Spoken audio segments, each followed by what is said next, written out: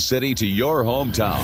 We've got the information you need. Turn us on at home, work, and in the car. AM 1300 KGLO.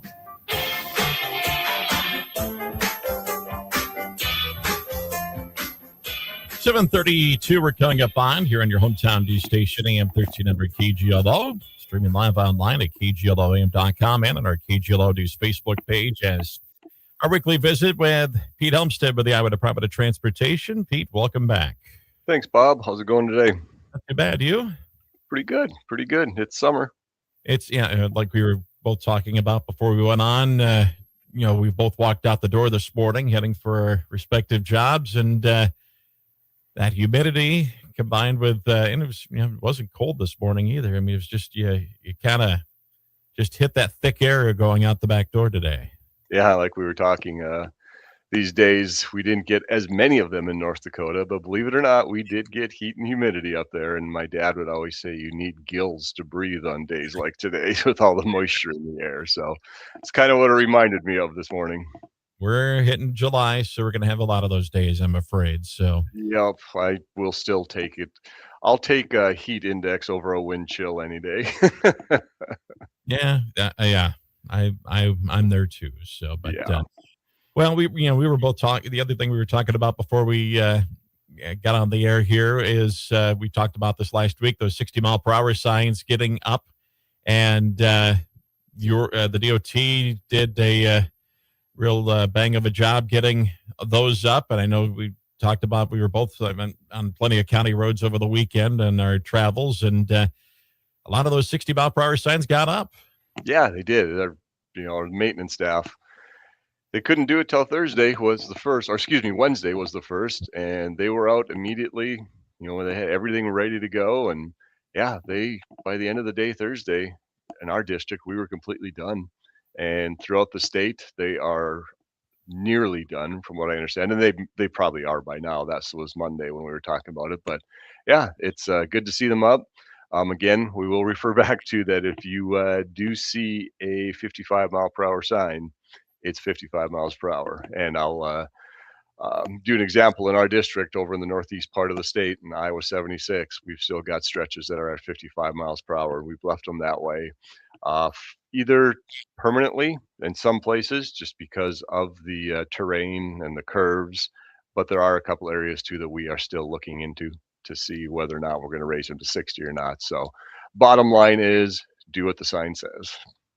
And, those situations, I'm not sure specifically what that situation is, but I know when we talked last week, it was passing lanes and going into curves and things like that, and you praised your staff as well, that they had done a lot of that detailed work in a very quick fashion, because that bill, passed, I can't remember when in the session, but there's definitely a quick turnaround. Yeah. And, interesting with it and the way that process works, it's like you mentioned, it passed in the session, but it wasn't signed until early June, if I remember correctly. Which would have been late. I mean, it would have been after the session was over. So correct. Yeah, exactly. So it, there was a very short timetable from doing all the measurements, getting the number of signs you need to change. Our sign shop in Ames, the number of 60s they had to make to be put over, the 55 mile per hour sign. So yeah, that kicked into high gear immediately after the bill was signed. And it came through, and we're in the new 60 mile per hour world. In the new era. So yeah, exactly. Well, we had a lot of rain over the weekend, and it looks like we're going to get a little bit more rain today, but has that had much of an impact on projects in this neck of the woods? A little bit, not too bad. The biggest one that it affected was the bridge project at Sheffield, and it hasn't so much affected the bridge itself. It's the county road to the south of it that we're relocating and, doing a bunch of dirt work there. So slowed them down a little bit, but not too bad. Like you mentioned, we did get a fair amount of rain, but we were also pretty dry. So the soil picked up most of that moisture. And the other one was down by Sexton and the Algona area, where we still got some dirt shoulder work to do. That slowed them down a little bit too, but they're back up and going as well. So uh, kind of a best of both worlds. We got the rain on a holiday weekend when they weren't working. The farmers got the rain they needed. Yeah, it messed a little bit with some of the 4th of July festivities, but it held off for the parade and most of the fireworks at night. So I guess was as best that we could hope for. Yeah. Get us up to date on our projects here in Mason City. In Mason City and Highway 65, we are doing more paving. Paving's going very well, and they are working up into the railroad area and getting to the south of the railroad. So that's very good news. One thing to keep in mind, and we'll have more information as we get closer to that point, but a lot of people have been, instead of taking the Mark detour, are going, to the west and going through the neighborhoods there, which is fine, as long as you obey all the traffic laws and be aware of what's going on. But we need to continue work in that area, and 27th Street will be closing in the next 10 to 12 days or so. Like I said, we don't know exactly when. We should know more next week. So just be aware of that. You're not going to be able to take that way anymore. If you turn off 19th Street and get down in there, you're going to end up zigzagging all over the place and going back and taking the detour. So be aware of that. Like I said, we will have more information as more of a solid date once we get to next week. So that's good news because again, that means there's progress. We're tearing everything up out there and keep working our way south. 122, it's kind of same old storm sewer, sanitary sewer, water mains, pavement removal. We should be done with the pavement removal in a week or so.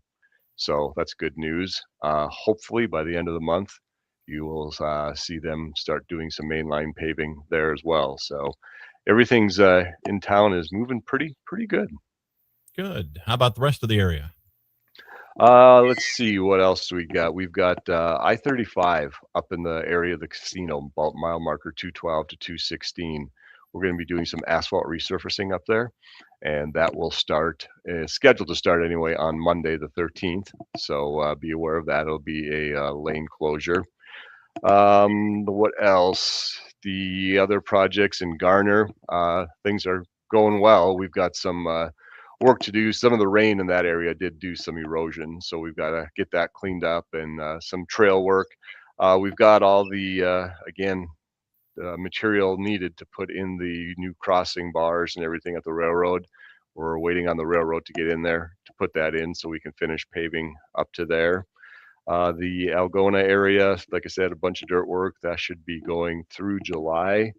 And Highway 9 from 218, where you turn to Floyd to Riceville, you can probably expect to see some more work happening on the road now. Again, I think the rain may have slowed them down a little bit, but again, the next week or two, you'll start seeing the pilot car and flaggers if they're not there already. So be aware of that as well. Anything else you want to add before we let you go? I don't think so. I think that pretty much covers it.